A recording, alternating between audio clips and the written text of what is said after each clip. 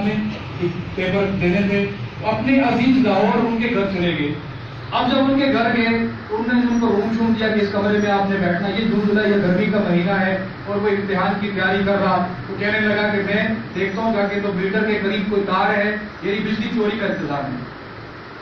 تو میں نے کیا کیا، 4 یا 5 دن ان کے گھر گزارے، نہ میں نے پنکھا استعمال کیا ان گھر والوں کا، نہ میں نے ان کی لائٹ استعمال کی، اپنا ایک لائٹر لے لیا، مجبور تھا کیا کروں، تو اپنی اس روشنی سے جب رات ہوتی تو اس کو استعمال کر کے میں نے امتحان لیا۔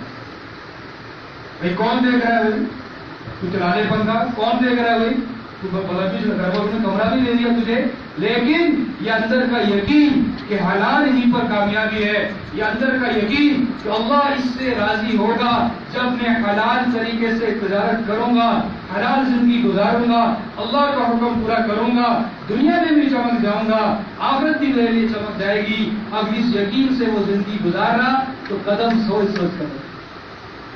میرے بھائیوں، ایک دن کی نماز نہیں، 40 دن کی نمازیں آپ کی وہ برباد ہو جائیں گی اگر ایک نوالہ حرام کا اندر گیا۔ کیا ہوا؟ ایک نوالہ حرام کا، حرام اس کے اندر ہے، یہ عمرے کو جا رہا عمرہ قبول نہیں، حرام اس کے اندر ہے، یہ حج پر جا رہا اس کا حج قبول ہے، اس کی عبادت قبول۔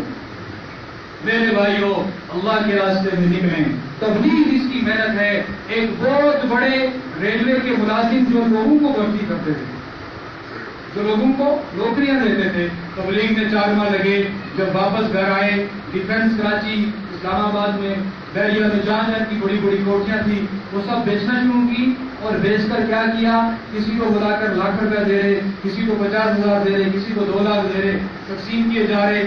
اپنی فیملی والے گھر والے کہنے لگے یہ تو پاگل ہو گیا، چلا ہو گیا۔ کیا ہو گیا؟ یہ پاگل ہو گیا۔ اب سب کچھ بیچ دیا اس نے۔ بیچنے کے بعد کیا کیا، پورے عملے والوں کی دعوت کی جو وہاں پر حاضر تھے یا کسی اور جگہ، ان کو بھی بلایا اور بلا کر کہنے لگا اللہ کا واسطہ ہے کہ میں نے جس سے رشوت لی تھی اس کو تو واپس دے دی جو میرے پاس تھی، اب میرے پاس کچھ بچا نہیں ہے، اللہ کا واسطہ ہے تو مجھے اللہ کے لیے معاف کرو۔